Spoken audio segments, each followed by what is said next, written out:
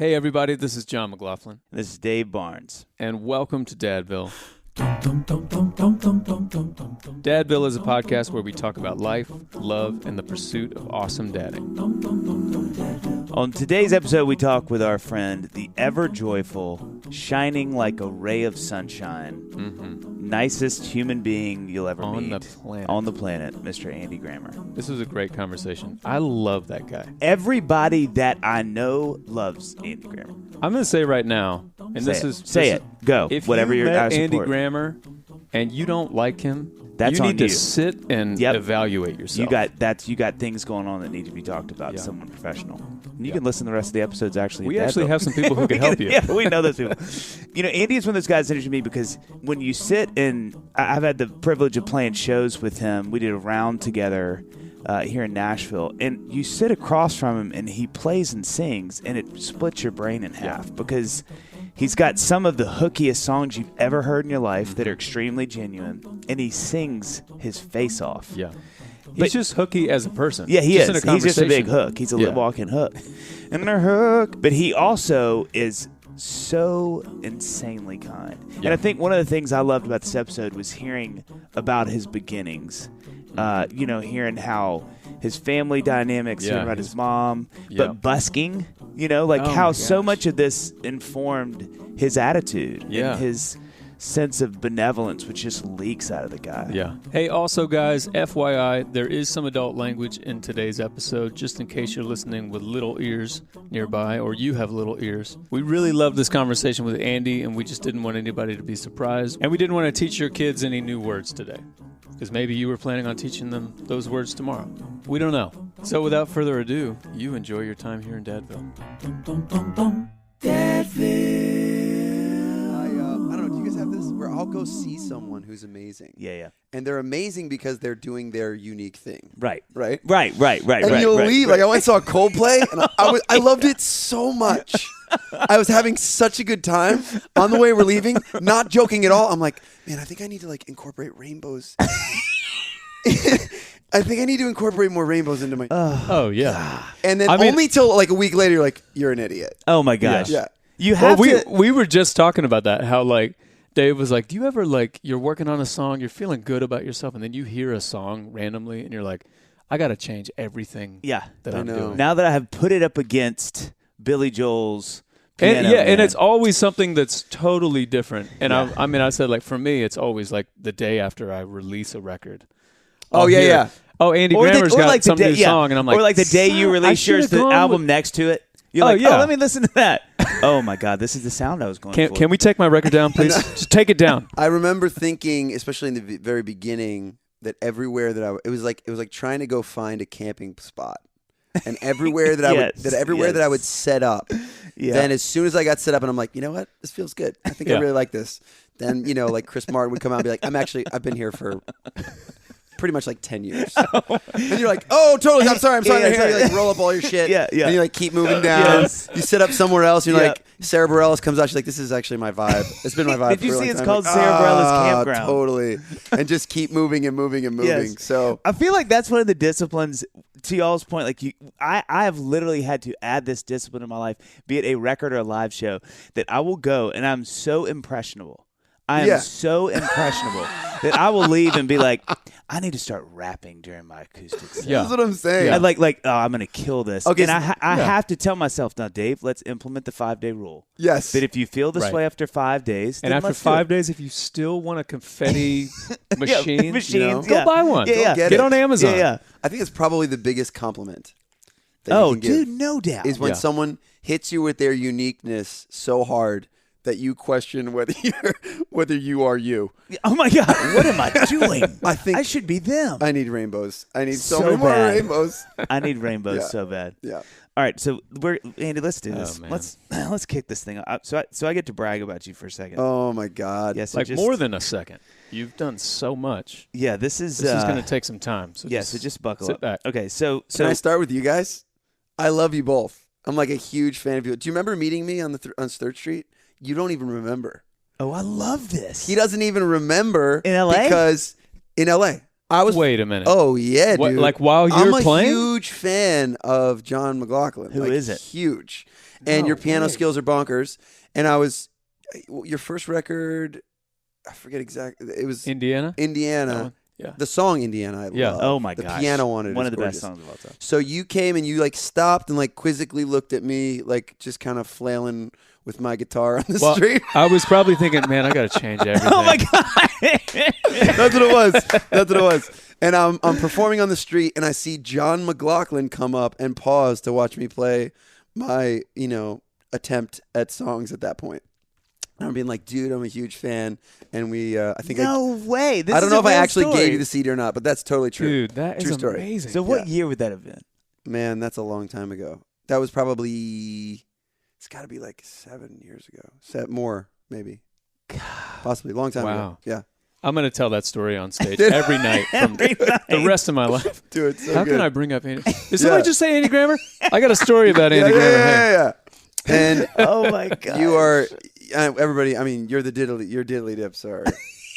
Diddly dips. Your diddly dips are unbelievable. Yeah, Let me explain for everybody. When you're playing guitar, the little licks that you do in between that kind of let everyone know, like it's like a soft brag. It's a humble brag. It's a humble acoustic guitar brag. That's like, oh, I'm just playing a song here, just 3 chords in the diddly 3 chords in the truth though, just 3 chords in the truth, but like diddly. It just lets people know, like, hey, I'm giving you about 50%. Yeah. What I do by myself with the guitars in a room, you guys will never experience. Okay, you can't afford to see There's a guitar here. I'm gonna give myself really give myself up right now. I have one lick that I'll do. That I can't. That I've practiced forever. Do you guys have one of these? Oh yeah, John is. I have none. No, he actually is good. Yeah, he's actually good. For me, at like a sound check or something, if there's someone in the room that doesn't know, I'll just be like, oh.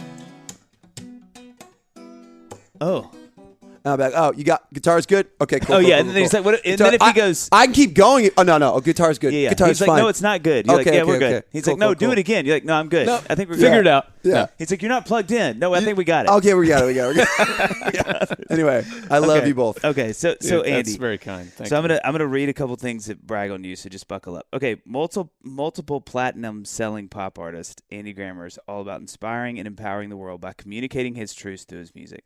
The first male pop star in a decade. This is crazy. Since John Mayer to reach the top 10 at adult pop radio on his first 2 singles, Grammer has taken his music world by storm with a succession of anthemic pop, which that is the darn truth, hits, 6 of which are certified gold or better. That's bananas, dude. 6? Crazy. Jeez. His debut album featured the platinum singles Keep Your Head Up and Fine By Me. Andy's second album, Magazines or Novels, featured the triple platinum infectious hit Honey, I'm Good, which video is one of the best videos. Dadville, bro. I mean, one of the best videos of all time, which was one of the best-selling songs of 2015, and the certified gold anthem, Good to Be Alive, Hallelujah. Andy's third full-length album, The Good Parts, was released December of 2017. The record includes the global smash hit single, Fresh Eyes. All right, this is going to blow everybody's mind, which has become a streaming phenomenon with over 300 million total streams. It's insane. What do you do with that information? 300 million? You know, it's such an interesting thing because there's so many ways, if it's like a brutally honest answer to that question, is you either, some days you're like, oh my God, that's so great. And then other days you're like, someone else has more. All right. Welcome to the human dilemma. Worst? The Aren't human we dilemma. Just but the see, worst? at that level, you're like, oh, no, 9 other people have more. No, there's many more.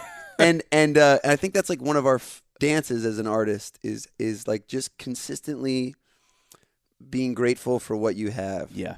That is and that sounds like an easy Yoda thing to say. Yeah. But to actually practice that is not easy. No you know, doubt. I was listening to an interview with somebody the other day, and they said something like being an artist or being an actor is like you have to have a combination of thinking you are kind of your idea or whatever you got is the best. Sure. And also you're going to have that other yang to the yin of like you're the worst and everybody's better than you. Yeah. Like you're constantly going back and forth. Do you guys have this place I create for myself, which is I'm just good enough to do it.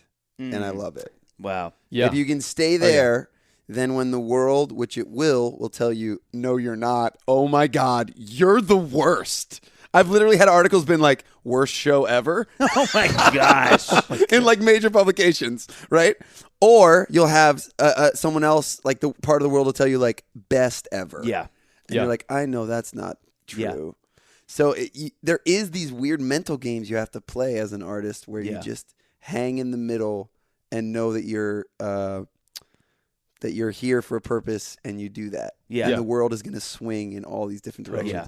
And then if you're lucky, you hopefully develop some strength at understanding that what other people are doing doesn't really have any impact on you. Yeah. So someone else, one of your friends, is having a season in their life where things are going incredible. That doesn't have any impact on you. Yeah, I always like totally. to say there's like this weird thing that we all think happened where we're all at a starting line down. The gun goes off and everybody just starts running. I just want to applaud. Right? This. Yes. And then you're like looking to your left and to your right, and you're like, oh shit, that guy's behind me a little bit. This one's ahead of me. When in actuality, no one's anywhere near each other.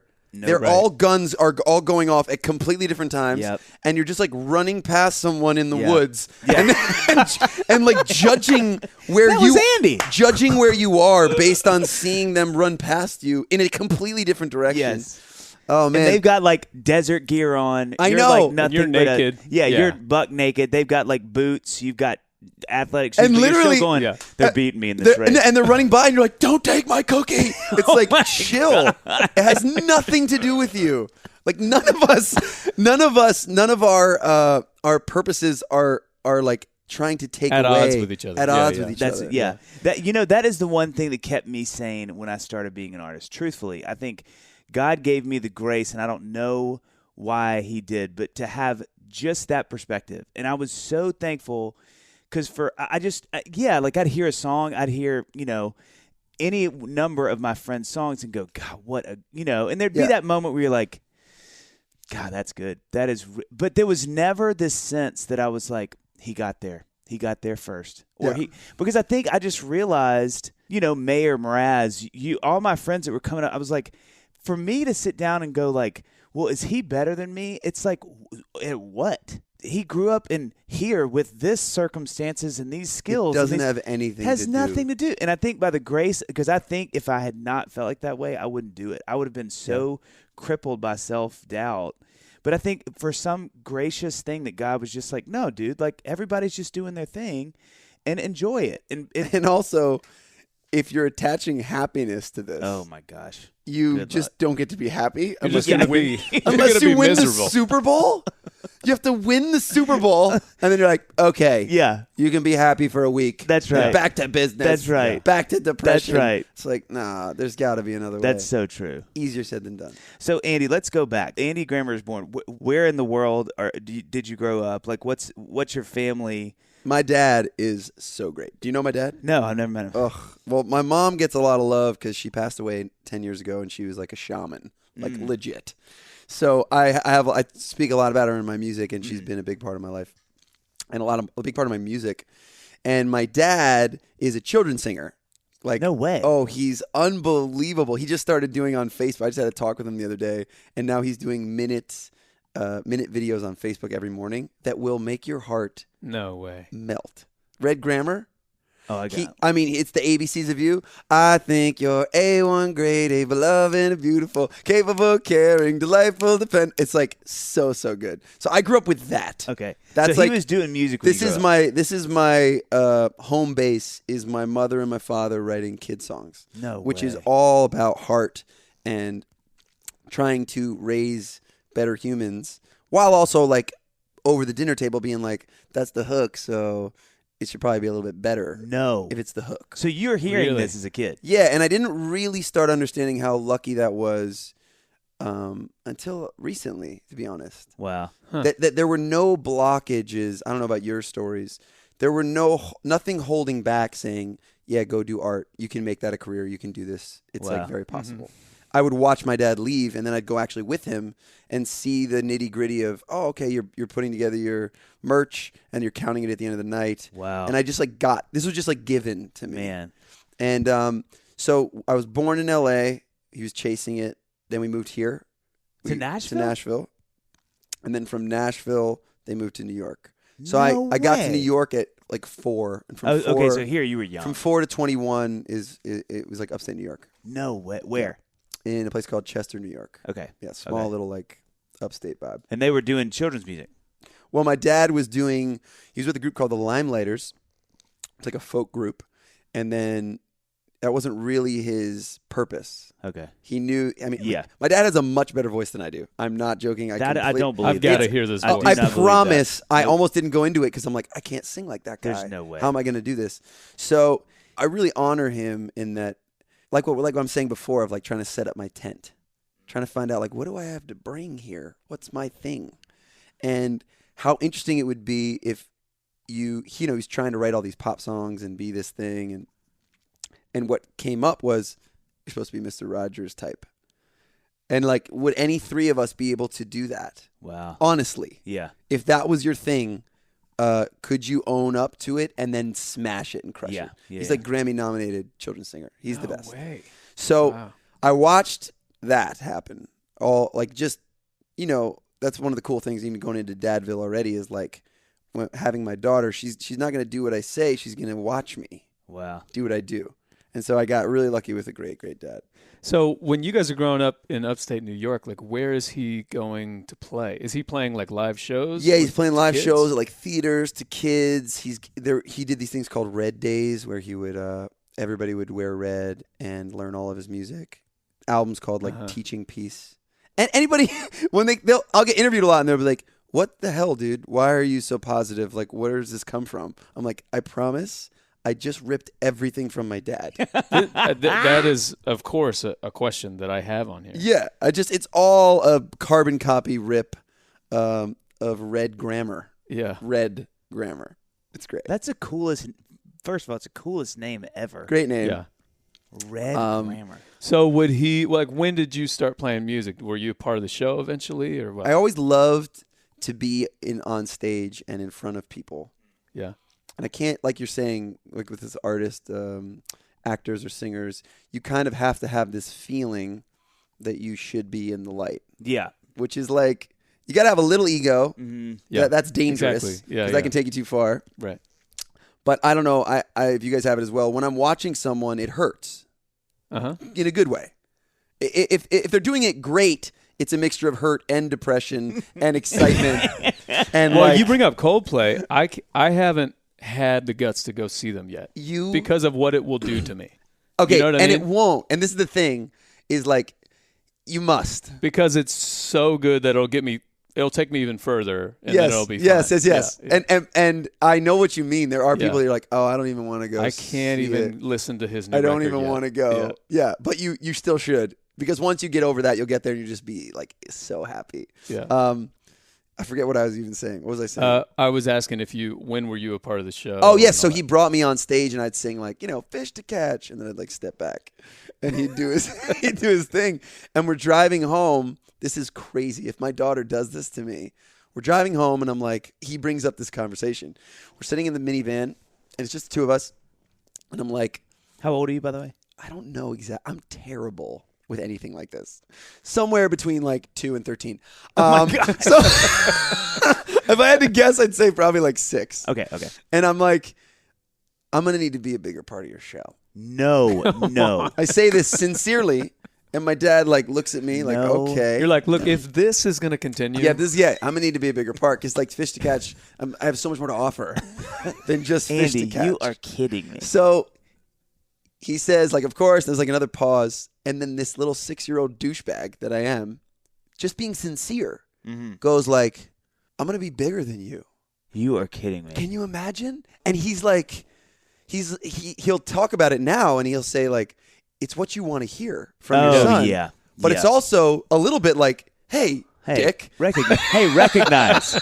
Recognize Hey, here. why would you say, what are you, crazy? But I do it was like feel so like sincere at the moment of like, oh man, I see what you're doing. Yeah. And I see how it could go bigger. And wow, that's crazy. You have a son, right? I'm literally How old is sitting he? here. He's 6. He's 6. Oh, he's 7. 7. I As think- you're in, what would you? Okay, you're in the car and he goes like, "Hey, Dad, I like music too. I'm gonna be bigger than you." That's what you want him to say. You know, the funniest thing is, Ben, and I mean John knows him really well. Ben has the personality to say that. He is so black and white. He would say it without deadpan. any, but like Andy, to your point though. But I'm sure like you, there's something about a child that's so sincere, and it's without irony, and it's without any malice. Yeah. No. It's just truth to them. I feel like that Luca, my oldest, or Liv, they are the only two people on the planet that could say that to me, and it would not be a dagger in my heart. Yeah. Anybody, like Rip said that to me, I'd be like, dude, chill, dude. I'm taking your number out of my phone. Like, not cool, bro. So your dad, how does he what does he say? I don't remember it. Oh, okay. The conversation. He has to remind me of it, which is such a sweet, funny thing. So I hope one day my daughter Louise says some, that is going to be. like that to wouldn't me. that be the greatest? Yeah. But like she's like, a couple things about your set tonight, Dad. And you're like, oh, wait a second. Wait. It's one thing for you to be like, I mean, bigger than Yeah. Chill. She's cut out a couple like bad reviews. I love the note you're going for in the middle of Honey, but I just feel like you're not getting there. Yeah. It's not the note that you're going for that I have a problem with. It's the note that you're singing. Oh, my God. Oh, she'll definitely, yeah. She's already said Oh, my God. So do you have siblings? I have an older brother who is a wonderful dude. He's like so sincere. He's my favorite guy.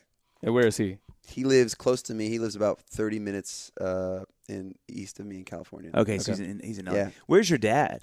My dad is same thing, about 30 minutes east. Okay, so everybody's back in California. Yeah, we're all in California. Okay. So you grow up in New York. You're there for all your growing up years. Yeah. So then do you do school? What do you do like post, and are you doing music then? Like when does music become your thing? Is that like high school? High school, I was super jock, only cared about sports. Really? For a really long time. What'd you play? Basketball. Okay. And any other stupid thing, I was the guy that would I'm like really competitive. It's like a funny, strange piece of my being. Well, I think to y'all's point earlier, you gotta have some for what we do. Do you guys have? I have this thing where I don't know. I feel like I'm like testing it all the time. Like if we're all just like at a fair and it's fun, I'm not leaving until I win that fair. You're like, no, I'll catch you guys at the hotel. Yeah. I don't want to feel like I've lost it. Like I'm the guy that hits the shot. Yeah. And now, especially I'm not leaving till I hit the shot. Or till I throw the ring. I'm leaving with that bear. Yeah. And I will take that the as far as it goes. Yes. Until I get it. Yeah. And I almost enjoy that little. Even though it's nothing, it's still like taking my heart all the way there. Yeah. In that moment, I do that. So did you? So you say this to your dad, but then you're a jock in high school. So does music what happens in the between? I didn't care about music really until. Okay, the truth is that I was really, really into basketball. Every day would wake up and work on my left hand because I couldn't dribble. Wow. I've always been really focused. Yeah. And so I put all my focus into basketball. And then about sophomore year, it started to show that you're good, but you're not great. You're coming to the end of you are now you get moved up from at near the middle of the season from junior varsity to varsity. So you're good enough for that, but you're not starting. Yeah. You're sixth man. And I think inherently when I look back, probably what it was is I also had this thing knowing that I'm not willing to do all the crap for this. I didn't know how to put that in my high school brain. Yep. But I was just kind of getting confused. So not starting really threw me for a loop. Wow. I didn't know who I was. My mom actually sent me to therapy about it. Wow. Because I was I'm I had a letter jacket and I'm sixth. I don't know what to do with myself. Yeah. And that was when I picked up the guitar. And it was in the same week that I got the John Mayer Room for Squares album and the Lauryn Hill Miseducation of Lauryn Hill album. No way. And they both rocked me. And I remember just picking up, learning every single John Mayer song. Oh yeah. Because those chords are so interesting. Yeah. And starting that became starting to that was what I do with all the extra time in my life outside of just play basketball. So I still was just full jock all the way to the end of high school, but then did have a couple songs that I'd be passing around, and my dad brought me into the studio where he did all his kid songs, and he helped me do one three song EP thing. No way. In high school. In high school. Wow. So have you ever talked with your dad in that sort of interim time where you weren't interested in music? Were your mom and dad, kind of sitting back, quietly being like, man, I hope he gets back into music? I don't know. My dad is really interesting. He never ever pushed me at all. I think he also could see like this kid doesn't need that. He does. He's like a psycho. Oh my gosh. Andy's insane. And he won't stop until he gets something. Yeah. So I don't need to push him. I'm just gonna let him kind of. There's instruments everywhere. You know. Yeah, it's all around. More of that. Yeah, it was there's a piano there. There's a guitar there. Whatever you need, we'll do when you're ready. Whatever you want. Yeah. And then I actually thought I wanted to do acting, so I went to study acting in Binghamton, which is upstate New York, and quickly realized that like, oh, this is cool. And I went in and like got a lead role in the theater, which was kind of bullshit because I never acted. So I just like I got it, and then slowly realized like this is gonna be a slog, and I'm not willing to do this slog for someone else's words, and wow. And also just for acting. I don't think I want to do that for this. And I would be writing songs in the breaks in between the theater shows. Wow. And then eventually it was like, man, I guess I'm going to move. My mom and dad had moved to California, and it was either move down to New York City and go after music or go to California. So were you were doing like post high school acting school? Yeah, I was doing theater program and then also just like setting up my own open mic tour. Okay. Thing. So it was becoming enough. It was becoming point. a thing where, like, one of my favorite things to tell artists, if there's any artists listening to this, is like, if you'd seen me in that period, you wouldn't have bet on me. Nope. I promise you wouldn't have bet on me. I feel the same about and I can see the eye rolls of an artist who's not seen yet in the world be like, I bet I would have. I promise. Yep. You would not. Amen. You would have been like, that guy, I'm not betting on that guy. Nope. Yeah. So I just like love to throw that out there. And if you're there, you're probably doing it right. I think that's more important for new artists to hear now than ever, because now, like back when we were starting, the exposure that your new song got was like the guys in the dorm room next to you that heard it or whatever. Now it's like it's instantly out there. So if it gets shut down, really talented artists could get shut down. Oh my God! I mean, too thank early, God for gestation time in the 2000s. Man, amen. The fact that I could get up and suck. Yeah. But somebody be like, "Oh, that one tune was all right," or like, and then you just got, you did it enough that at some point somebody went, "This is pretty good. This is pretty good." And, but you're going, you hadn't seen the last like 30 shows I've done. They were train wrecks. So, do you remember the first song you wrote, playing it for your mom and dad, and what was that like? Because they are like, yes. I because they're listening to it with like that hook in the post. Yeah, Yeah, my mom. They would. It wasn't just that's great. Yeah, it was. My mom said, "Ooh, there's a lot of complexity here in the lyric." I mean, yes, there is. There's like a lot of complexity in the lyric, and there's also a lot of complexity with your chords. So. It's complex. So what you're saying, you might want to like loosen up in one of those areas and let the listener. Jeez. Like, this is what I came from. Amazing. Can you even think? John, Dave, our kids got a rare deal this year with summer break starting in March, didn't they? Oh, they totally did, and it doesn't look like they're going to go back to school anytime soon. So, question for how are you keeping the girls busy these days? Because my kids are over there eating boogers even more now. And I'm over here like, well, I guess that's the stage of quarantine we're in. Public booger eating is acceptable. Yeah, my daughters haven't got to that stage of the quarantine yet. But I think it might be because I found this cool subscription box service called KiwiCo. Yeah.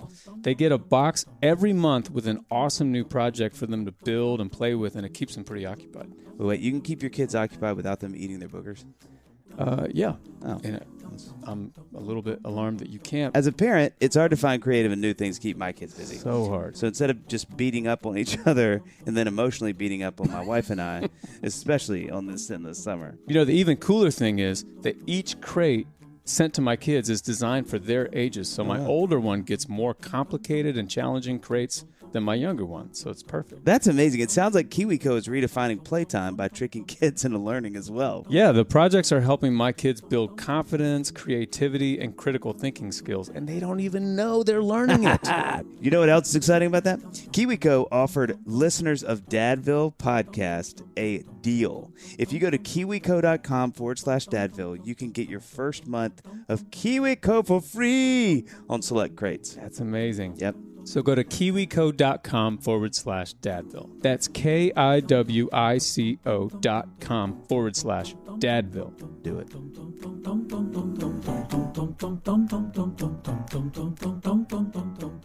If you're graphing out what we've talked about the most, this conversation is probably in the top 5.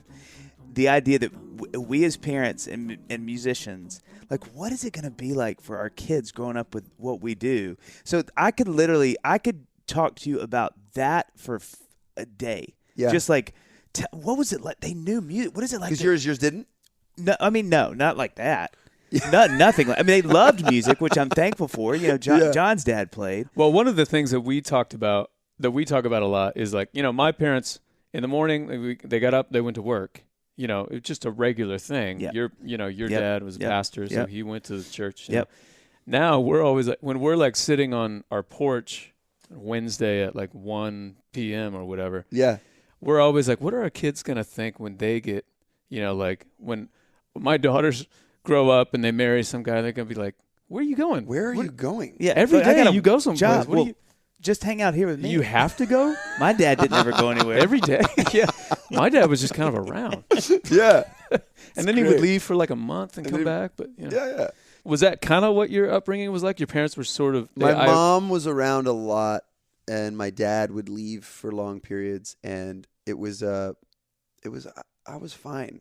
It didn't bother me. Yeah, the new thing is like I FaceTime with my daughter every morning and every night, and that's really special and sweet. That's like a big win of the 2018s. Amen. Yes. He's like, man, wake up and FaceTime. And she goes, she sees my face, and she goes, Dada. Yep. And you're like, yes. Done. This is how old so is your much daughter? better. She's 14 months. 14 months. So much better than some phone thing. Oh, my God. A 14-month-old is not going to care. No. You're not going to recognize my voice. No. It's gonna be. So I'm getting a lot of it still, and this has been a longer run, and that's been really sweet. Yeah. Parents moved to L.A. or Cali. You get done with that. You realize the acting thing's not happening. Yeah. It's not your vibe. I would maybe like to get into it later in life. Wow. Because it's just another art form. Yeah, for sure. You know, I think we all three of us in this room, I love art. Yeah. Mm-hmm. Songwriting is the one that I've Creation, spent the most time at. But like right now I'm working on a poetry book that I really am psyched about that I want to try to put out soon. And the podcast I think is a totally different art. How to actually pull out a good story and to get to some gems with people. Yeah. And so we're all artists. It's just the one that I chose to like go hard at for that period of life. Yeah. Was songwriting. So is that what gets you to LA? I mean, is that No, my mom gets me to LA. Okay. My mom moved. She basically was like, "Yo, I'm going to LA. Does everybody want to come?" No. I've been in New York for a long time. I need the sun. And we're all like, yeah, chill. Yeah. We're going. Chill. She's like, no one's been listening to me for a long time. We're coming. We're all coming. Let's go to LA. So we all moved to LA. And you're what age at that point? You're early 21. 20s? Okay. 21. Again, speaking to the artist who knows they're an artist but isn't getting any validation. Think of me 21, still not having anything good to show for myself, knowing that I have it. I know I have something. I just, every time that I try to show you what it is, it comes out like, right? And I'm a butcher. That's the job I can get. So I'm a butcher in LA. Oh my gosh. And I'm cutting meat, and I'm bad at it because I'm not into it. Yeah. Anything that I'm not into, I'm bad at. Yeah, right. Which isn't me being better than, like, I'm not better than it. I was legitimately bad at it. Yeah. So not only am I a butcher, but I have a boss who's coming by going like, that's bad. Yeah. You're not butching. You're not butching well. And everybody's like, I'm cutting, like learning how to cut me. I don't want to learn this. I don't want to be good at I don't even want to be good at this. And, you know, they're like, so what do you want to do? I'm like, I think I'm an artist. I'm a songwriter, like cutting meat. Just so confused. And I'm living in Ojai, which is about an hour 30 from LA. Oh, wow. So it's not even like an artist vibe. Yeah. Slowly make my way down to LA to go to music industry studies in Northridge. Oh, wow. Once I get down there, that's when I start street performing. And that's when it really starts, like, actually making progress. And how did you decide to start? Did you see somebody busking on the corner? Someone told me that, like, it was something I should do. And even with, like, basketball, sports, something, I've always known that if you're not doing it, you're wasting time. Yeah. this is the secret to any art is do it. Wow. And then wow. do it 100 times. Yeah. Anyone who comes or asks me or DMs me or wants any advice on how to be a songwriter, I'm like, dude, let me stop you right there. Write 100 songs, and then let's talk. Yeah. I promise if you write 100, you'll get one that's way better than what you have right now. So there are a million things that I like about you. I'm not kidding. I think I just have so much love for you. One of the things that I think is so amazing about your story is this thing, this busking. Because I think what is so cool about it is, to your point, I just feel like you can't say that enough with your story because of the success you have had and are having, how good you are at what you do, that you were like, you know what, I'm just going to go do it. That there was this thing, you're just such a good example to me of like, you just do it. And I think that when you want to do something, any pride, any sense of like, I got to wait for that opportunity that's just right, or for that band to finally hear my stuff so I can go open for them, that you were like, no, I'm going to go rock the mic and do the thing. And not only that, but I think the thing that's so cool, and I say this about players in Nashville, it never fails that the guys and girls that I play with who blow my mind, they were always in cover bands. Oh yeah, always. Or they studied pop music, whatever. Because there's something about getting that stuff under your fingers and hands long enough that you just osmotically pick it up. Like, totally, and I think the same with busking. When you're playing for people like that, you get really good at it. You get really good at it, and you also get good at knowing what is actually a service that you're doing. Yes. Like, when am I actually giving you a service, and when am I not? Yep. And allowing an audience to help to find that with you is really sweet. And you're reading the crowd. Oh yeah, you're reading going, the crowd. Oh, this song, people are out. Yeah. Oh, well, they're in. The great thing about that scenario is there's no frills or anything like that. No. You know what I mean? It is simply, it's like a 1-to-1 ratio of like, when I hit on something good, especially at 3rd Street Promenade, like I'll see a reaction in real time. Totally. You know what I mean? It's so blue collar. It's so honest. I know. You know? Now, in the beginning it is. The reason I had to leave the street, I had to, was because it was becoming too calculated. Like what the street will do is help you figure out what people are responding to. Yeah. But then if you want to win the street, and you want to like actually sell CDs at that point, you realize there was a way to do it. And I'd been out there for 4 years, and I started getting good at being like, okay, cool. I hit you with this song to bring you in. Then I give you this one that shows you that I can sing this way. And then I do like a joke here. And then I sing my best song, and then I take a break. So it's about 15 minutes of time. Wow. And then I let everybody leave and big everybody back up again. Gosh. So I didn't know that I was doing that, but I was like figuring out how to maximize my time out on the street. And that was like how I was paying my bills. So I was like paying my rent and my car and stuff like that. Nuts. But then before long, you're like, you could insert Ginsu knives. That would be like kind of similar here. Wow. That's not what I'm here for. I don't want to do that. But what I did get was, I just have such a need. I want to, like, the book that I'm writing right now is hopefully a love letter to any artist, which is like, I just want you to know that when you see someone like me, when I go see Coldplay and I want to give up and then change my whole set to Rainbows, that it didn't just come out that way. That is the biggest misconception. Is that you see someone and you're like, oh, they just are that. That is a piece of information that me personally, that's why I love podcasts. I need to hear that like 5 times a week. Yeah. That's not something that's like, oh, I know that. Yeah. I need to hear it. Then I need to go live, think that actually they did come out that way. Then I need to hear them on a podcast say, oh, no. I definitely didn't come out that way. Yeah. And then I have like a little gas in the tank to go do my thing. Until that happens. Until that's gone. And I'm like, I think I'm the only shitty one on earth. And then I need to go listen to someone else be like, oh, you got to hear how hard this was. And I go like, cool, I got more gas. You know, I watched this really fascinating thing. Dawes record, I love them anyway, but Dawes record they did with Blake Mills 2 records ago. It's just the production, Blake's a genius, all that stuff, right? Yeah. Taylor, the lead singer, retweeted like, oh man, this is like before we had gone to the studio, and this is how this song called One of Us was with me and a guitar. And so I was like, oh my God. And you click on it, and it's just the sweetest little, and he's just barely strumming. If you hear the version of that on the radio, it's like, or on their album, it's, and it's just this guitar. And I'm like, to your point, I'm like, holy crap. It just started there. It started in this wonderful but little sweet, Yeah. and he's just gingerly kind of singing. It's beautiful. But then he gets in with Blake, and Blake's like, dude, we got to turn this. This is like at a 3. We needed a 10. And all of a sudden it's this electric riff anthem kind of thing. Yeah. And it's like, oh, man, that is encouraging for me. That's very encouraging. Because all we see is the finished product of everything. So for me, the street started with a friend. He's my friend Devin Gundry, and we would go out and we would sing in harmony together. We were called Ivy Dinosaur because they have those like Ivy dinosaurs out there. Yes. Oh, yeah. Sick.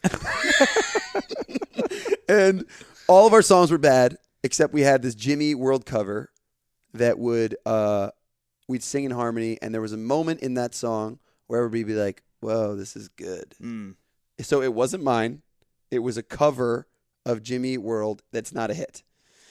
Their not hit was my entry point. Yeah. So then we start selling like 10 CDs a day because people think that song is on it. Oh my It's definitely not, right? Genius. So this is my entry point, right? So that's why like you pick up along the way these little pieces of like, oh, cool. I say this a lot, but like when you first start playing music, it's all about service, and the person who's doing the service is the ears. The ears, your family, your friends, they go like, I'll listen to you play.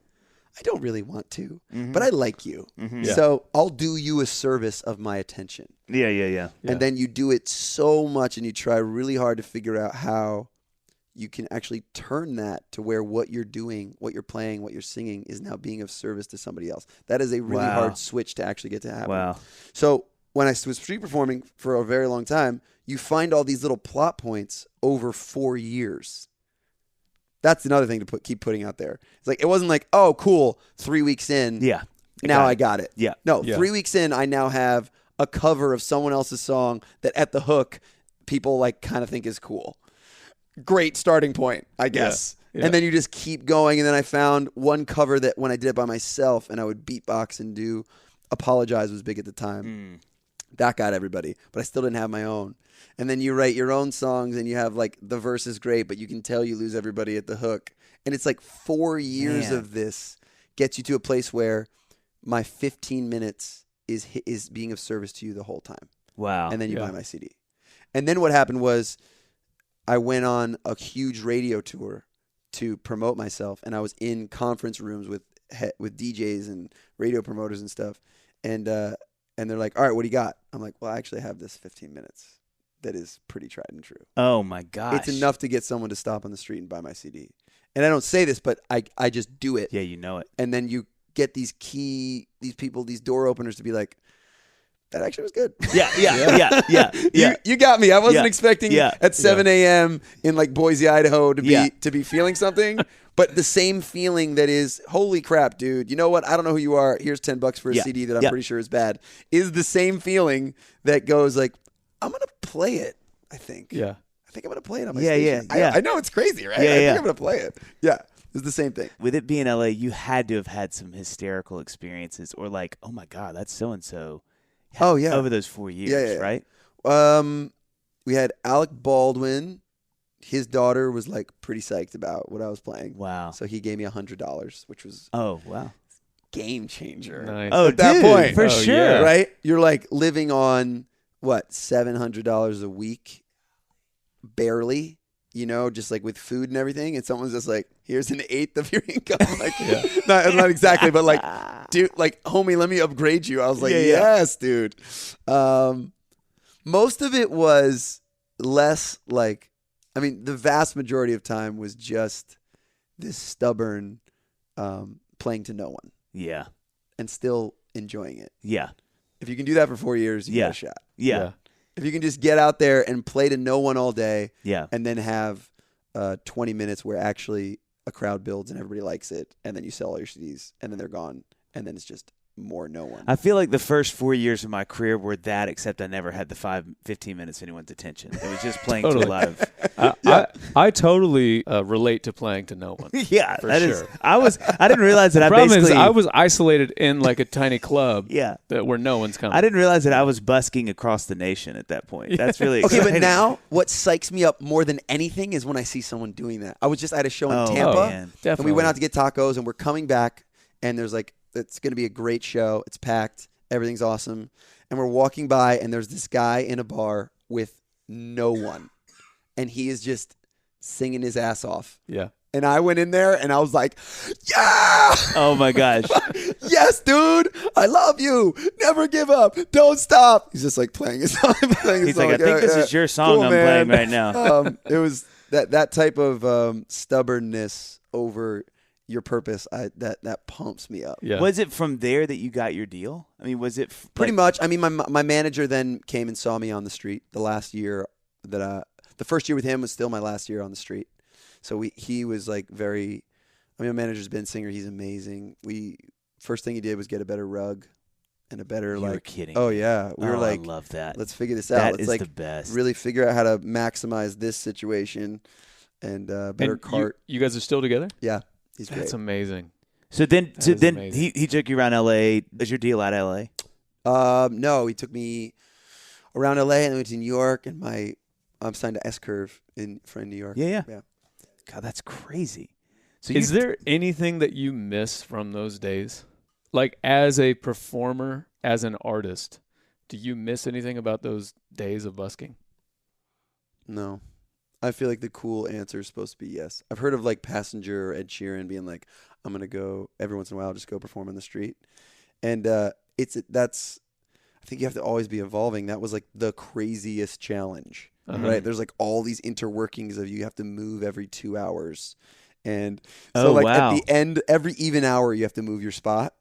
So like the level of intensity around when it's ending and you're like deciding, am I going to keep playing and try to sell more CDs to this crowd that's here, but I see the monkey guy getting jittery. He's about to move and take the good spot before at 12 p.m. Do I just like are we like racing right now, or am I finishing this song? So there was a level of just complete insanity and stress that, also that was the way I was paying my rent. So it was like, it's raining. Oh man. I didn't think about that. So much pressure. Yeah. So it was it would be like, do you want to go back and just restudy your undergrad? Yeah. Right. Yeah. No, maybe. I get that. There's like some cool classes there, but like I don't want to eat that food anymore. And I'm like, good. Yeah. On to the next thing, So when do you meet your wife? Like when does that happen? I met my wife at music college.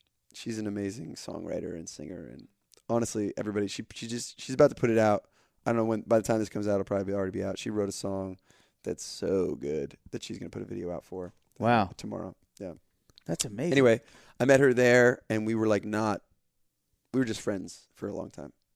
And then my mom passed away, and I did these things called Kathygrams, where so I think we've talked about it before. I'm a Baha'i, and it's the belief that there's basically just one God and one religion, and that God comes in succession. So throughout history, like Buddhism, Judaism, Christianity, Islam, Baha'i faith, these are all one faith. That's the idea. And in the Baha'i faith, there's this idea that good deeds done in the name of someone who's passed on, like they pushes them a little further, does a little something good for them. So one of the ways that I processed my mom's passing was by saying at shows, and they weren't big shows at the time. There was like really little shows. It's like, if you hit me on, I'll like take my email, and if you got something weird going on in your life, you're having trouble, I'll write you a quick little song. No way. I won't spend time on it. It'll be bad. But if it'll make you happy, if you're in trouble, I can do a good deed in the name of my mom. Maybe she gets a little nudge wherever she's at.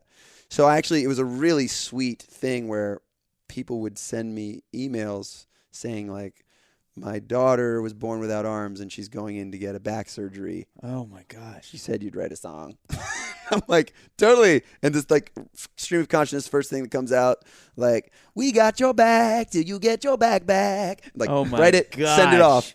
And then the love that would happen from that was so crazy. Wow. Or I got this email from this guy, and he's like, you said you'd do this. My dad just got in a motorcycle accident. We're all in the hospital, and he's in a coma, and it'd be really cool if like we could use a song.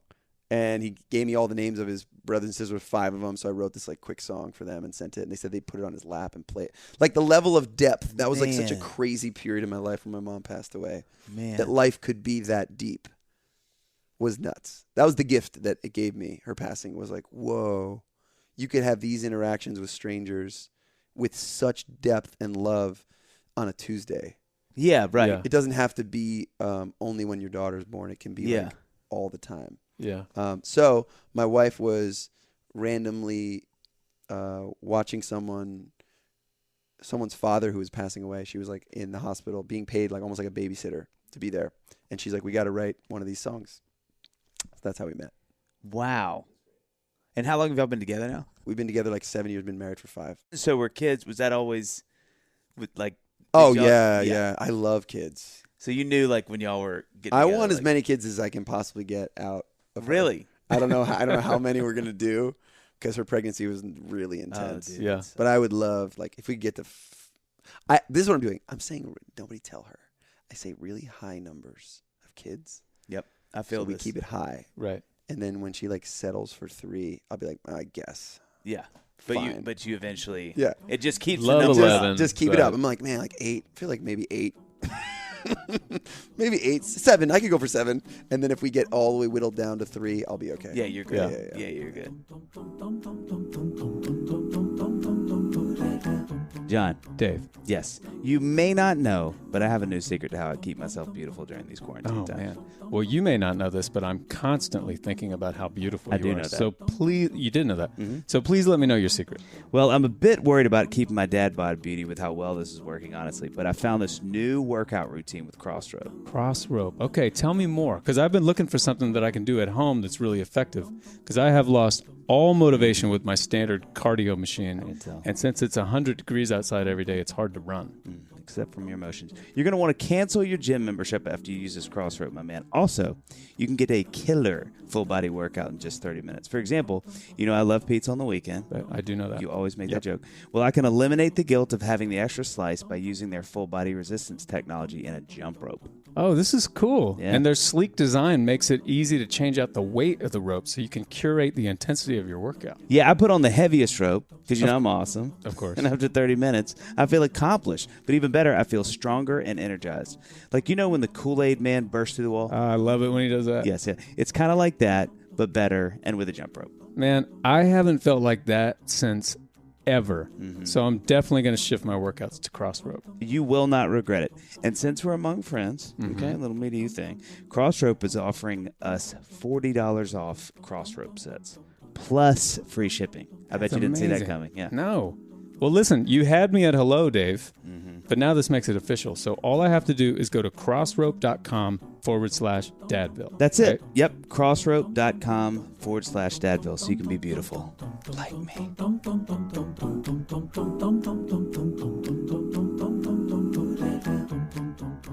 And now that you've got your little girl, how has it worked with music? What is music like in the house? Are you sort of following the parental footsteps that, you had? Is that something? Well, we're lucky. We, it's different because my mom was home all the time.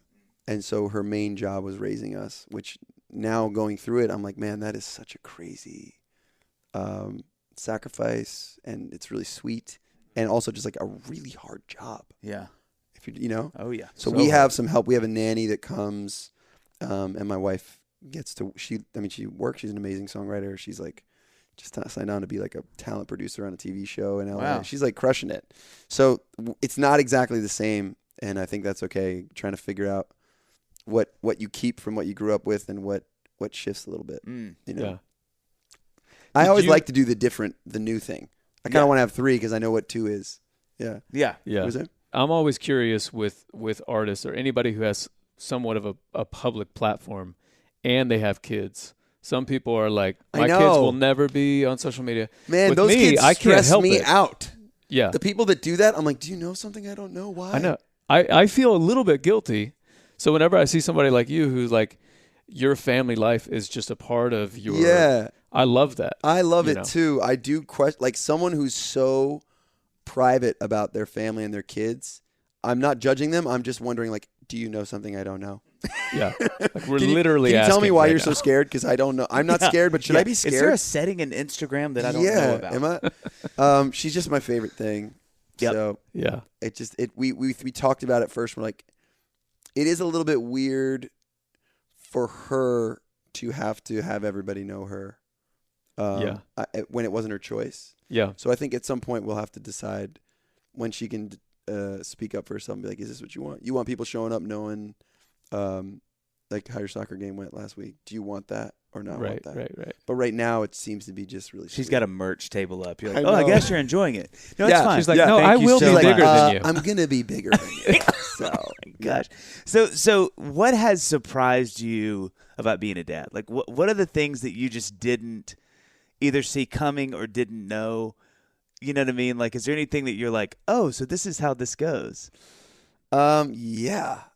We'll do like go silly and then we'll go deep. The silly one is just that Saturday and Sunday is not chill. I'm still like forgetting that every time. Yeah. Every day, every Friday comes when I'm home. I'm like, Friday, no. Yeah.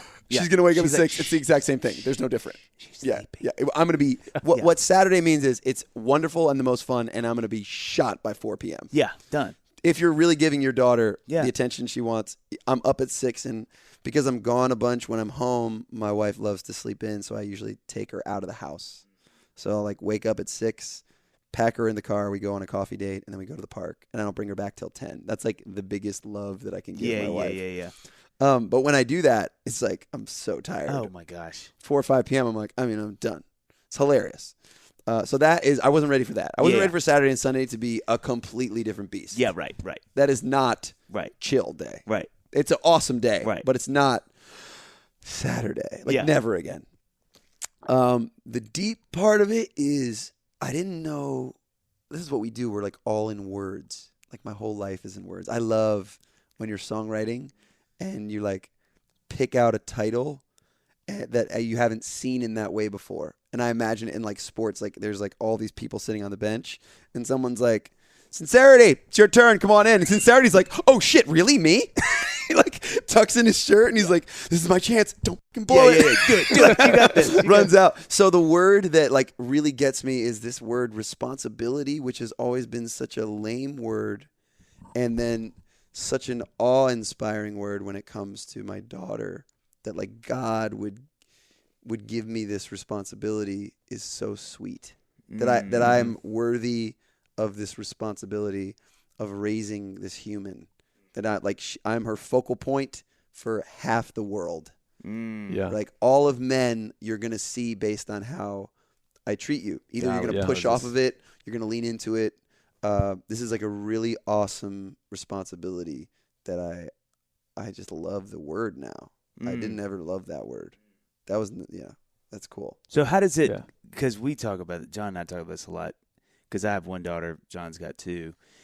When you think, I love that you said that, because there are a few things that make me happier than when I know that dads are thinking about that. Yeah. That they are realizing, like, I am the first version of a lot of things to my kids. Yeah. And they're going to kind of always, whether they know it or not, sort of filter so many experiences with men or with people that are their bosses or, through how I treat them.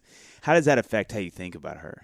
One of the first things I did once we got the call from the doctor, first of all, are either of you the type of psychopath that will wait to find out? We did wait on all 3. You are amazing.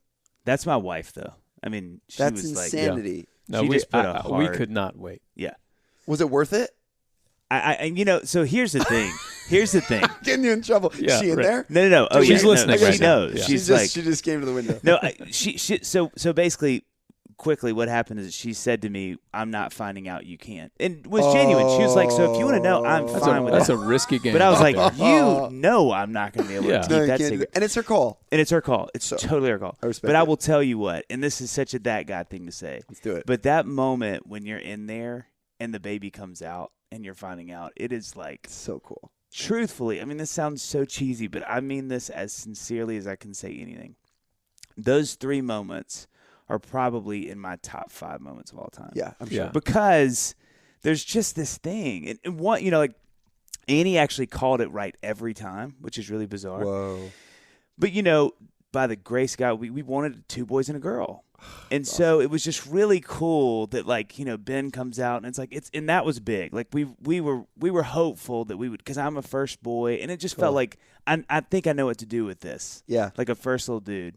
And then, you know, we so badly wanted a girl, and then Xana pops out. And the funniest thing with Sam was Xana thought, Annie thought that it was going to be a boy, but she was also always like, but it's going to be a girl, you watch.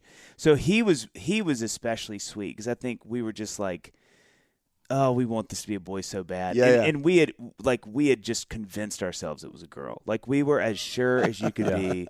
And then he popped out, and we just cried so hard, because it was like, oh, okay, you know. I mean, we would have been thrilled with anything, so good. You know. But so there is that little, you know, there's a little, but you can't prep. The other side of it is hysterical, because, like, everything's gray, and, you know, you're just painting. You're like, I mean, that's where all of our friends make fun of us, because we were like, we held out, but we did no prep work, because you can't. Good. Now, what's cool, like the prep work beyond just like buying a bunch of pink stuff, is I made a list of the 20 women that I like really respected and loved, and I wrote them an email and was like, hey, no way, you guys are like my you're on the board, you're on my like daughter board, so what I want you to do is tell me one thing your dad did awesome and one thing you did terrible. I love that. Right, that is great. I just then would, throughout the next weeks and months, just keep, because people don't respond right away to a question like that. They take their time. And I would just sit wherever I was in the world and read these emails of like, my dad did this that was really awesome and nailed it. Do you remember? How did you get this idea for this? I am so blown away. My mom, anytime anybody goes, why are you so happy? I'm like, I just ripped it from my dad. When they go like, why do you have such a thirst for this deep shit? What the hell, man? That's all my mom. Wow. I love to sit at a table and like at dinner when everybody's just like having a good time and be like, okay. What's the most spiritual experience you've ever had? Starting with you. Everybody's like, Jesus, really? And that's my favorite. I have like an unquenchable thirst for that. So any of this stuff is 100% from my mom. So I some of the responses were, my dad never made me feel like I was a boy or a girl when it came to doing things. You could just do it. I just did it. It wasn't like, oh, that's for boys, that's for girls. Wow. Yeah. To hear that so consistently was really interesting. Like, oh, wow. I feel sometimes a stupid guy, especially a stupid white guy, you're like, is that still a thing? He's like, yeah, dude. Yeah, right. 100%. And I need you to really think about that when you're raising your daughter. Okay, cool. Got it. That's a good word. What was also really funny was consistently what came up on what they didn't like was how strict their dad was, which was an interesting thing, because I just got that from a lot of them, and they're all the women that I really respect. Wow. So in their personal one, I know they meant it sincerely to me, to be like, he was really strict and made me feel like he didn't trust me. But in the macro, I'm looking at like one of the main things I'm getting from all these women that I picked specifically that I love and I respect you so much is that you had a really strict ass father. Isn't that that's crazy? Interesting. Yeah. So in my own little test circle, I probably would be fairly strict with my daughter. Yeah. Now, if I have a boy, I'm going to be strict with him too. That's not cool. Yeah. To like do that as well. Right. But my daughter, and you know, it's really funny because my wife and my mother-in-law who lives next door, both were kind of didn't see that coming from me. They're like, oh, happy Andy, he's going to be a pushover. He's like, you know, goo, and this little girl's going to have him wrapped around his finger. And she does in many, many ways. But when it comes to, you know, I had this really sweet moment with her. There's like so many things it's hard to tell when your baby is so little. Are you reading into it or is it actually happening? Right. Am I just making this up? Your baby falls and gets back up. You're like, yeah, that's because she's like really persistent. She's been that way since she's right. Like that, all that shit is like after a while, even you hear yourself saying it, you're like, oh my God. But one of the moments that I think was really important was I was putting her to sleep. We were sleep training her, which has been amazing. I don't know what you guys' thoughts on that, and you know, you're like in the room with her and you're letting her kind of work through it and learn how to put herself to sleep. Mm-hmm. And she was throwing a crazy, violent fit. And I picked her up and I looked her in the eyes. She was like 6 or 7 months. And I just like all my energy. And I said the words to her. I'm like, this is the thing. You need to get to know me. Like, you and me are going to be together forever. And when it's good for you, I'm a brick wall. Wow. and I'm looking at this little girl, and she's screaming at my face, like screaming at me. I'm like, when it's right for you for the rest of your life, I'm a brick wall. Wow. And I put her down, and she like sniffled her way to sleep. And still like if I put her down, she goes to sleep faster. No way. Because she knows there's no like that shit's real with me. And I listen, I'm not a Yoda. I just like that is one of the ones that felt actually like it really did happen. Yeah. And your daughters are how old? 3 and 5. How are you doing with that? Are you strict? Yeah, I am. What's interesting is that, and I'm thinking this out in real time, I think that part of the reason why I'm strict, I think has to do with a little bit of like, my dad was strict. He was gone a lot. And I'm not gone a lot, but I'm gone. I'm going to be gone for 18 straight days starting next week. So like, I do feel like there's a part of me where I come home and I feel like my function now, and half of it is a way to help Amy out, who's been here for 18 straight days. I'm going to be the brick wall because I don't want to come home and be fun dad. And she'd be like, dude, can you just help me out here? I don't want to be the bad guy again. So I feel like that's kind of part of my motivation for being strict, but I'm definitely am strict, for sure. Yeah. Which I think Amy would say the same thing. She did not see that coming from me. Yeah. So I think it's a worthwhile thing for anyone to do is to pick women you love and ask them this question. That's a great word. I am so fascinated that you did that. I mean, that is such a wise move. It gets you in. While I was like picking out like a crib or something, while I was prepping, you were like making a list of 20 women you respect and getting their wisdom. It's also funny because I just, having lost my mom, who is this part of me. Yeah. I think there might have been some desire to have her be a part of the process or figure out how to get her involved as much as possible. Yeah. I remember my dad telling me, and I was in high school. I mean, I was young, and there was this special on that was like this parenting special. And I remember this really well. And I was walked in the room, and Dad's kind of watching this guy talking about parenting, like how you. And I was like, "Who is that?" He laughed. Said, "That's kind of the guy that raised y'all." And I was like, "What do you mean?" He goes, "Well, they've just written these books on how to parent, and we just did them, and I think they've turned out okay. I mean, know." And he said, and I think about this all the time. He's like, I think one of the things that this guy really pushes with parenting is how much kids need boundaries. That they feel the safest when they know the limits. Yeah. Not when they're just given just go run amok and then I'll clean up the mess. But this real sense of like, this is, don't do this. We do this. And suddenly they go, oh, I know the rules now. And either I can break them or keep them, but I know what they are. Yeah. And I was like, man, that's fascinating. He's like, yeah, it's really counterintuitive. Yeah. Because you kind of think, well, they need to, and he's like, but kids, so many times when they're acting crazy or when you're like, what's wrong with you? Some of the times, to maybe most of the time, is because they just need you to step in and go, hey, this is what it is. This is the deal, And sometimes that's more work. Yeah. Oh, man. Yeah. Especially, growing up, I had less than my daughter will have. Yes. And that is something now that I'm thinking a lot about. I'm doing the same thing. Anytime I meet someone, a woman who's awesome, that I know came from money, I'm like, yo. Talk to me. What the hell? Yeah. How? Yeah. Because this is like a weird, when Louis was born, we got like all these gifts. She had like Ralph Lauren, like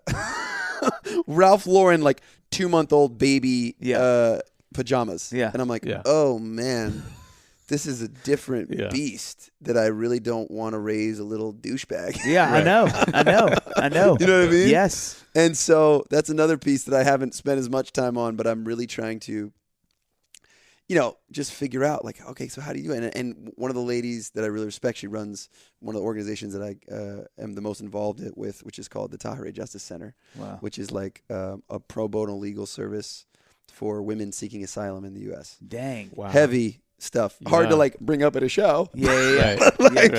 Everybody's like, cool, man. But I go and I help raise money for it, and I'm always around it. And she's amazing. And I'm like, okay, so you came from like a really wealthy family. She said, yeah. I'm like, what? How are you so cool?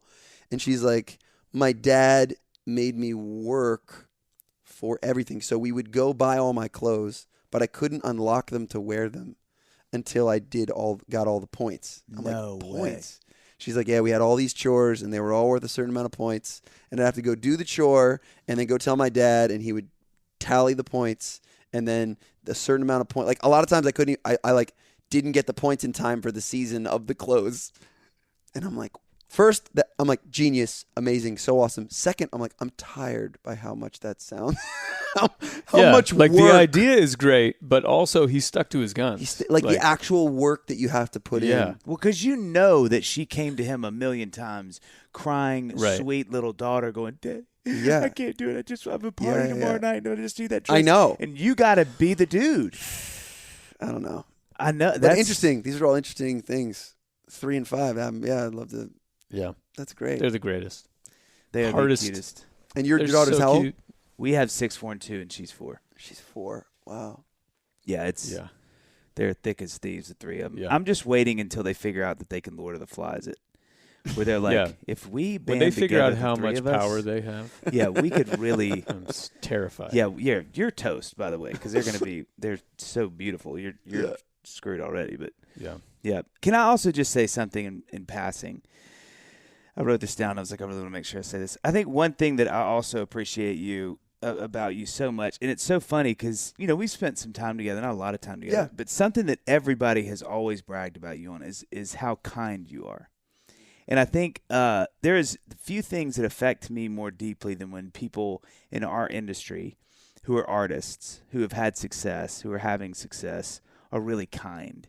Like it's a game changer. I mean, being out on the road, and whether you're opening and you brush up against somebody and they're whatever they are, to being in the crowd and watching shows, or seeing somebody out and, oh my God, that's so-and-so, and you go talk to them. And I am thankful that so many of my friends, John, all of our community here are like that too. But I'm just always so encouraged when your name comes to people like, dude, he is the nicest. So because sweet. it's such a game changer. I think, again, when you're having the success you're having and have had, that's not expected, which sucks. Yeah. Yeah. But the fact that you are so aggressively kind, I think and you thoughtful. have to be, we're talking about like our friend doing CrossFit. He came in, he looks a little bit better than all of us. Oh, yeah. I think that any level of fame is like a kindness CrossFit because someone will take more from you, from like just your normal interaction. They will take more from it than somebody else. Wow. Which is a little bit of a burden if you think too hard about it and can be taken too far. But also, it's like extra. So if you meet someone out and they go, oh my God, Randy, if you are kind in that moment, it will count more. Yeah. So that's something that is always on my brain and on my mind, is to try and hopefully, use that for good if you can. Yeah. And it's especially encouraging because the route that you took, I mean, you could be, if anyone could be like, look, I have put in my dues. I'm done doing that. I don't feel any obligation to be the kind guy right now. I've paid my dues. If anybody has literally paid their dues, amen. It is you. I also, this is something I think about a lot, that it's hard to even talk about because if you talk about it, it kind of defeats the purpose. But I think it is worth talking about still, is this idea that what truly makes you happy is being of service. Yeah. It's like what truly makes you physically feel good is going and working out. So we all have friends that are really good at working out. And then also with them as well, sometimes they're obnoxious. They bring their food in like little Tupperware things, and they work out a lot.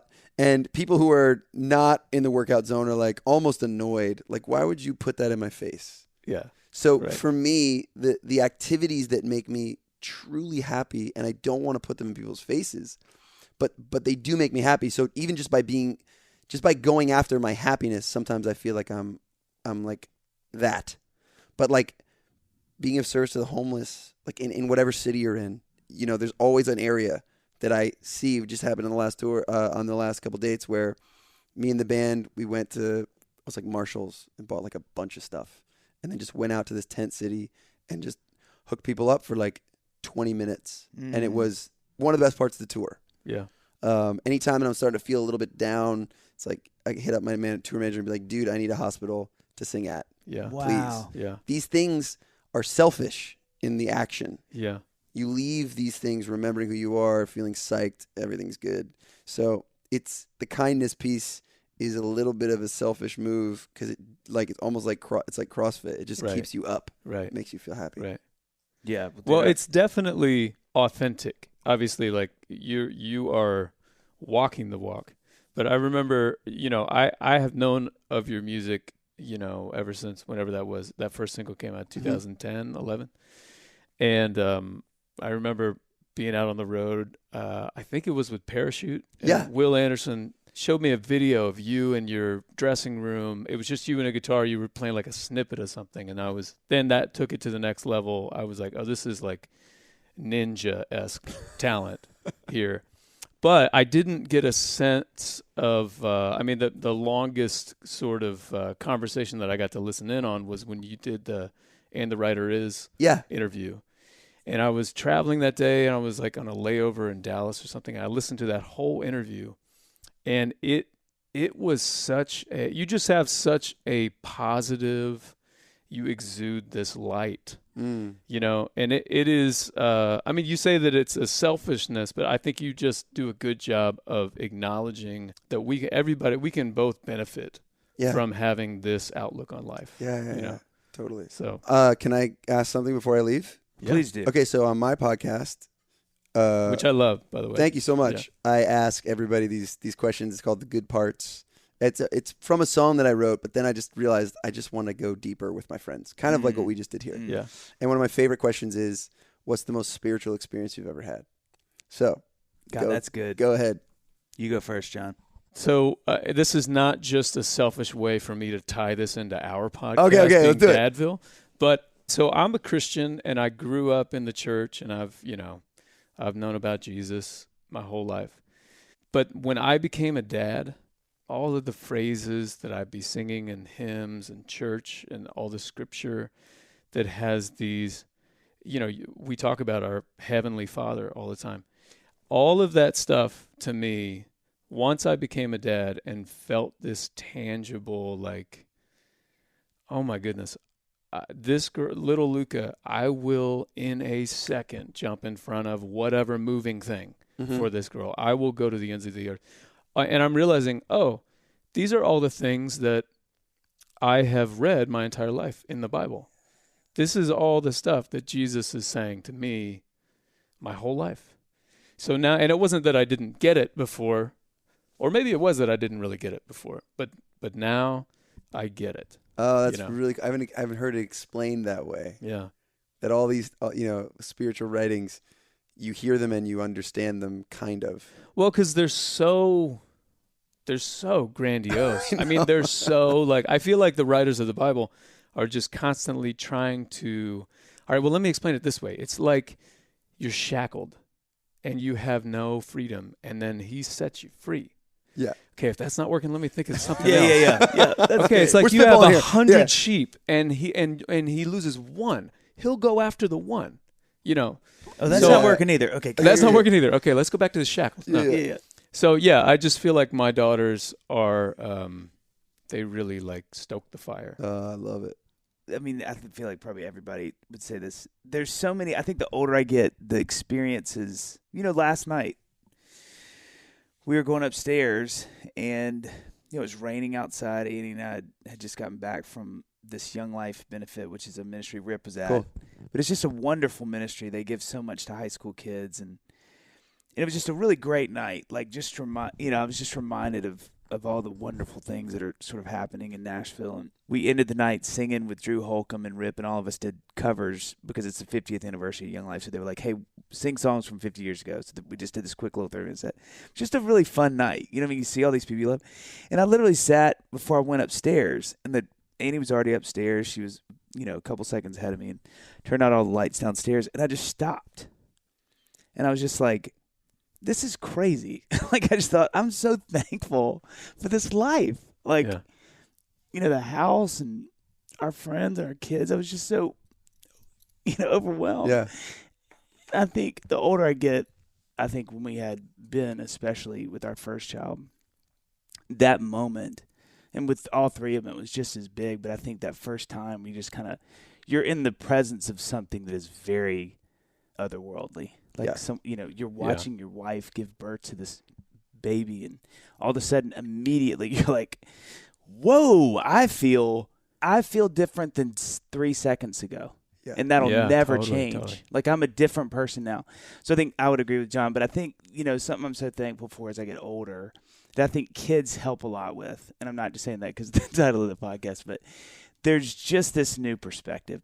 I just have these moments more where I feel like I just get kind of like ping, and God's like, hey, just take it in. And I'm like, this wonderful home in the city that I live in, and friends that I love and that I get to play music with, and we're up there just singing Hey Jude, and I'm looking around going, God, I get to do this for a living. And then I come home to my kids who are sleeping, and everybody's healthy. And so I think as I get older, God's kindness is that they're just more frequent. They're smaller. They're not sort of like fireworks shows, but they're just these little moments of gratitude that I go, golly, this is amazing. It's amazing. Do you know what I mean? Like, so I think that there's both. But even last night, just standing there by myself in the living room, I just stood for probably like a minute, and I was just like, I'm so thankful for all this stuff, and just for God to be kind enough to remind me that on such frequency is such a gift, because It's so easy to go by. So we're gonna flip the script into you. So. Yep. Last thing. So one of the things that we ask our guests, and we've sort of condensed it to one question that I would love to hear you, sort of tell us. So what do you or would you want your kids to say at your funeral? Oh, man. Yeah, that's a heavy one. Whew, it's good. I hope they say that, like, my biggest fear is with how much I give to the world. Like, it's like a little daunting. Sometimes, we started to go to like Korea, and we played in the Philippines and Australia, and that's awesome and it's amazing. But it's also like, I hope that along with all the others, moral, spiritual things, I think the one that I'm focused most on is like, I was his number one. Yeah, that's my biggest thing. Is I will have failed if they don't say that. Yeah, and that's gonna be a thing that I have to work extra hard at. I can do it. I'm just respecting my foe. Yes. Right. Yes. They will. They'll say it. I have a feeling you'll be good. They'll say it, but it's like it's going to be that is going to be one of my tests. Yeah. Yeah, that's really good. Well, man, we cannot thank you This enough. was great. I love you both. We love you. Yeah. Do you have a jingle for this? Oh, John's got like a million of them. It goes like this.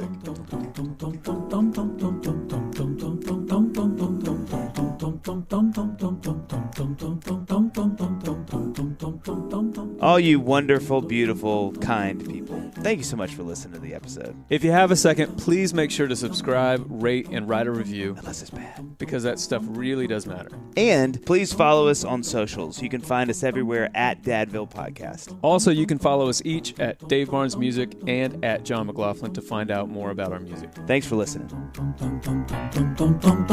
Dadville.